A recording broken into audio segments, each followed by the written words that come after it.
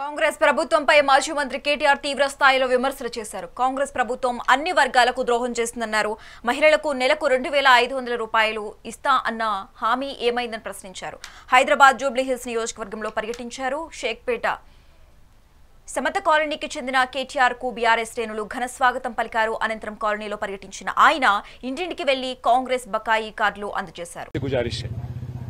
పెద్దలు కాంగ్రెస్ పార్టీ పెద్దలు ఏమనుకున్నారంటే ప్రజల జ్ఞాపక శక్తి చాలా తక్కువ, 100 రోజుల్లో అరిచేతిలో స్వర్గం చూపెట్టి నోటికొచ్చిన వాగ్దానాలు చేసి తర్వాత మర్చిపోయినా అడిగేవాళ్ళు ఎవరు లేరని చెప్పి ఇవాళ ఇష్టం వచ్చిన వాగ్దానాలు చేసి అడ్డగోలు హామీలు ఇచ్చి గద్దెనెక్కిన తర్వాత తప్పించుకునే ప్రయత్నం చేస్తా ఉన్నారు.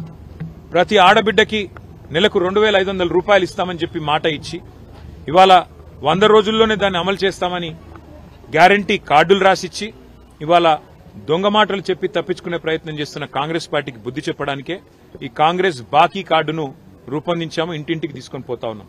ఆ క్రమంలో ఈరోజు షేక్పేటలో మా నాయకులు ప్రదీప్ గారు, మా డివిజన్ అధ్యక్షులు, అట్లాగే మా ఇన్ఛార్జ్ గారు ఇక్కడ శ్రవణ్ గారు, ముఠా జయసింహ గారు, వారి నాయకత్వంలో ఇంకా మిగతా మిత్రుల నాయకత్వంలో దీన్ని ఇంటింటికి తీసుకొని పోతా ఉన్నాం.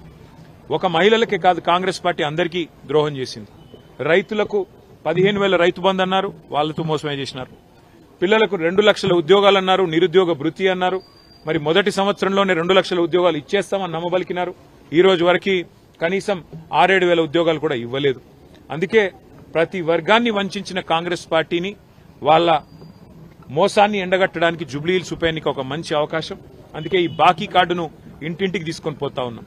తెలుగులో, ఉర్దూలో, హిందీలో, ఇంగ్లీష్లో 4 భాషల్లో ఈ కార్డులని ఇంటింటికి పంపుతాం. ప్రతి ఇంట, ప్రతి గడపకి, ప్రతి గుండెకి కాంగ్రెస్ మోసాన్ని వివరించి చెబుతాం.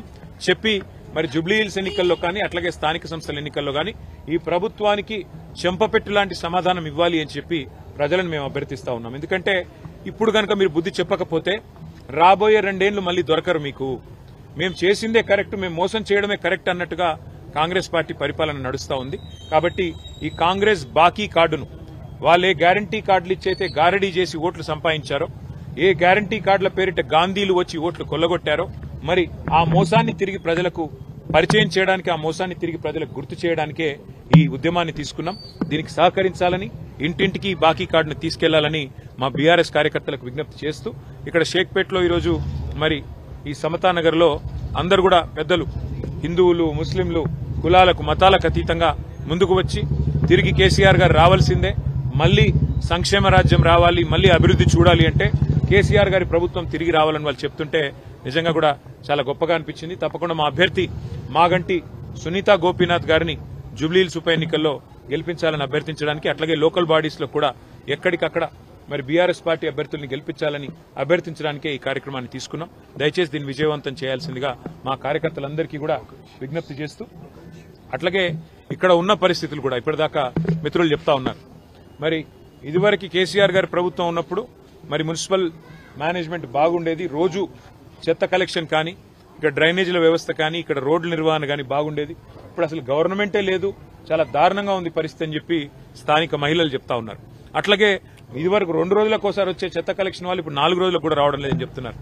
కేసీఆర్ గారు ఉన్నప్పుడు ఇక్కడ ఇన్వర్టర్లు, జనరేటర్లు అన్ని కూడా పక్కకు పెట్టారు.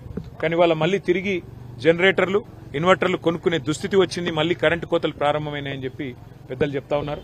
ఇవన్నింటి దృష్ట్యా తప్పకుండా ఈ బాకీ కార్డు ఉద్యమం ఒకవైపు, ఈ స్థానిక సంస్థల పర్యవేక్షణలో కూడా కాంగ్రెస్ ప్రభుత్వం ఏదైతే విఫలమైందో దాని విషయంలో కూడా మరి ప్రజలు బుద్ధి చెప్పే విధంగా ఆలోచించాలని చెప్పి కూడా కోరుతూ మీడియాకు కూడా హృదయపూర్వకంగా దీనికి మద్దతు పలుకుతున్నందుకు ధన్యవాదాలు, నమస్కారం. జై తెలంగాణ.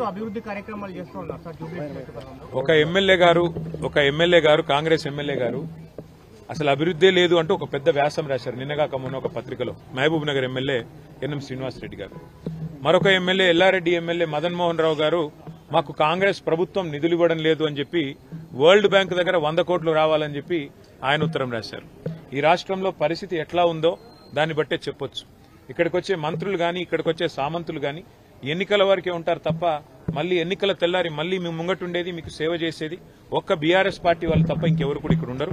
ఈ టూరిస్ట్ లెవెల్ అయితే వస్తున్నారో పోతున్నారో మంత్రులు ఒక్కరు కూడా హైదరాబాద్ జిల్లా వాళ్ళు కాదు. వాళ్ళు తెల్లారి ఇక్కడ ఎవరు మిగిలరు, ఎవరు ఉండరు. మళ్లీ మీ కష్టంలో సుఖంలో ఉండేది బీఆర్ఎస్ పార్టీ మాత్రమే. అందుకే బీఆర్ఎస్ ఎమ్మెల్యేలని గతంలో హైదరాబాద్ లో గెలిపించారు, రేపు కూడా గెలిపించాలని మళ్లీ ప్రజల్ని కోరుతా ప్రజెంట్ సిటీని పట్టించుకోమనండి. ముందు ప్రజెంట్ సిటీ ఇవాళ మొత్తం వరదల్లో కొట్టుకొని పోయే పరిస్థితి ఉంటే ప్రజెంట్ సిటీని వరదల్లో ముంచేసి ప్రజెంట్ సిటీలో మోరీలు సాఫ్ చేసేటోడు లేడు. ప్రజెంట్ సిటీలో జనాలకు దోమలు కుడుతుంటే పిచికారీ చేసేటోళ్ళు లేరు, బ్లీచింగ్ పౌడర్ చల్లేటోళ్ళు లేరు. ప్రజెంట్ సిటీలో ఇప్పుడున్న మరి చెత్త కలెక్షన్ చక్కగా లేదు. ప్రజెంట్ సిటీని పట్టించుకుంటే రేవంత్ రెడ్డి గారు మంచిది.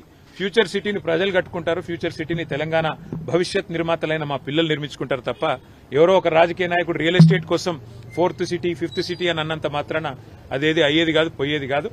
ఉన్న మెట్రోను రద్దు చేసి ఫ్యూచర్ సిటీకి మెట్రో పెడతానంటేనే దాన్ని బట్టి అర్థం చేసుకోవచ్చు రేవంత్ రెడ్డి గారి సాగు తెలియట్లేదు. Thank you.